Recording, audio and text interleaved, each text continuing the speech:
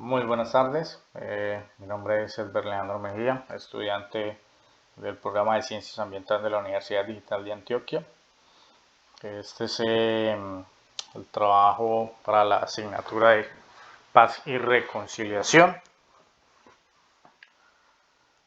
Bueno, y en esta presentación, en esta oportunidad, vamos a hablar acerca de la percepción sobre el último informe de los diálogos de paz, eh, sobre cuál ha sido su impacto y cuál es la percepción sobre algunos de los puntos que se establecieron en este acuerdo de paz.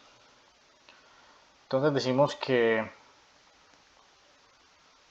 dentro de la información que podemos encontrar en las redes, en internet, en varias partes, encontramos información aparentemente muy bonita, con un trasfondo muy romántico. Hablamos de que como colombianos debemos dejar de matarnos. El diálogo de paz surge como una estrategia para buscar garantías para la oposición, que esas garantías le permitieran mm, poder expresar sus opiniones libremente. Pero finalmente, dentro del trasfondo y lo que hemos visto durante estos últimos años, después de que se firmó el acuerdo de paz, realmente lo que la guerrilla, la FARC quería también era tener garantías para seguir traficando con el narcotráfico. Y esto vamos a verlo un poco más adelante. Entonces vemos que dentro del acuerdo de paz nos hablan de que no más venganza, de que se establecen estrategias para que haya una finalización del conflicto, que las víctimas perdonen a los victimarios, esto como una estrategia de reconciliación. Y se habla dentro del papel con unas estrategias muy bonitas de la reparación de las víctimas y de la reconciliación, de la resiliencia, de la no repetición del conflicto. Pero vemos que a la larga, dentro de estos 52 años de guerra, este conflicto nos dejó más o menos 7 millones de víctimas hasta la fecha que se firmaron los tratados de paz. 7 millones de víctimas, lo cual constituye más o menos entre el 2 y el 13% de la población de Colombia. Eso es una cifra extremadamente alarmante. Pero entonces básicamente me quería enfocar en dos de los puntos que trata este acuerdo de paz. Vamos a hablar de la reforma rural y agraria. La reforma rural y agraria establece como una propuesta para el mejoramiento de todo el sector agrícola en Colombia, los campesinos, que fueron uno de los más afectados o los que más víctimas pusieron dentro del conflicto armado en Colombia, ya que por la topografía del terreno de nuestro país fueron en las zonas rurales donde más se libró la guerra. Entonces el gobierno habla de la creación de un fondo de tierras, donde estas tierras que han sido expropiación, algunas que supuestamente iba a entregar el ELN, que finalmente no entregó, son tierras que el gobierno debía retomar el control sobre estos terrenos, pero finalmente fue el ELN y otros grupos al margen de la ley quienes retomaron estas tierras.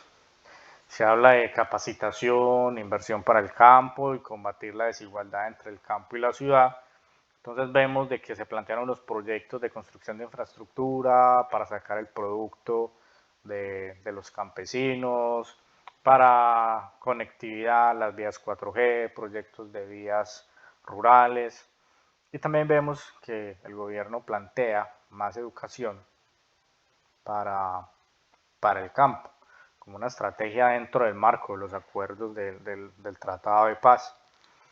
Pero entonces identificamos que el 0.4% de la población de Colombia, un margen muy pequeño, son los dueños del 46% de las tierras del país. Entonces vemos que hay una brecha muy grande, pero lo que no dicen es que dentro de ese 0.4%, mucho de este territorio fue ocupado por grupos al margen de la ley y que hoy por hoy son tierras que aún siguen siendo destinadas a la producción de cultivos ilícitos, más determinadamente el tema de la cocaína.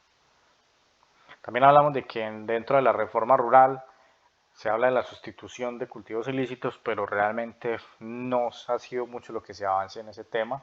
se comenzó con la implementación de algunos cultivos de cacao, yuca, maíz, entre otros, pero finalmente no han tenido un trasfondo de comercialización como se esperaba o no ha tenido el impacto que debe ser. Muchos de estos campesinos han tenido que volver a la siembra de cultivos ilícitos.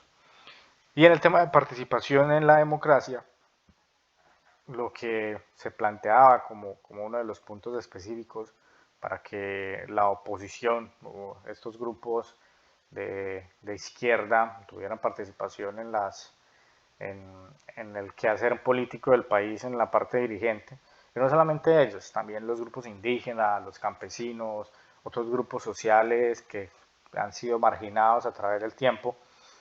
Vemos que esto tampoco se dio de la manera adecuada. Tan pronto se firmaron los diálogos de paz, comenzamos a ver nuevamente en el país atentados y vemos que el ELN tuvo un resurgimiento en su actuar criminal.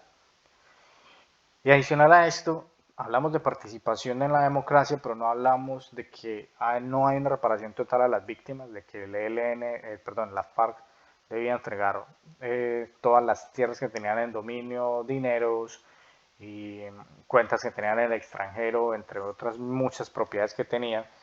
Pero realmente esto se quedó muy deficiente, se quedó muy en el papel porque muchas de esas tierras no se entregaron realmente. Algo que me parece una situación muy grave y es que a partir del 2016 hacia acá hemos tenido más de 1.241 asesinatos de líderes sociales. Entonces ahí es donde vemos o donde no entendemos qué clase de participación democrática queremos cuando seguimos viendo asesinatos de líderes sociales desde diferentes regiones del país. Y otro caso que es muy crítico y es el tema de la reincidencia en la violencia. Vimos que hasta hace muy pocos años la gran mayoría de las personas que firmaron estos acuerdos de paz decidieron volver a las armas y decidieron volver a armarse. Incluso se retiraron muchos de estos al país vecino Venezuela y empezaron a conformar algunos grupos también al margen de la ley, que lo que se conoce como la nueva Marquetalia. Entonces realmente desde la percepción esto deja mucho sin sabor.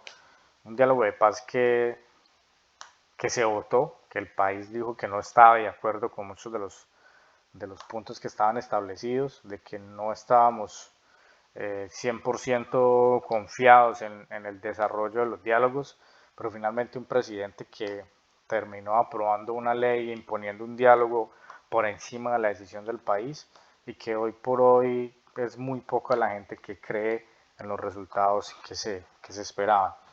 Pues igualmente es triste ver cómo las víctimas y los campesinos, que fueron las personas más afectadas, hoy por hoy siguen luchando porque se cumplan muchos de esos acuerdos, porque se les reintegre parte de lo que se perdió y un gobierno que también con paños de agua tibia, porque realmente no ha sido eh, la atención o la respuesta que se debería tener frente a un proceso como este.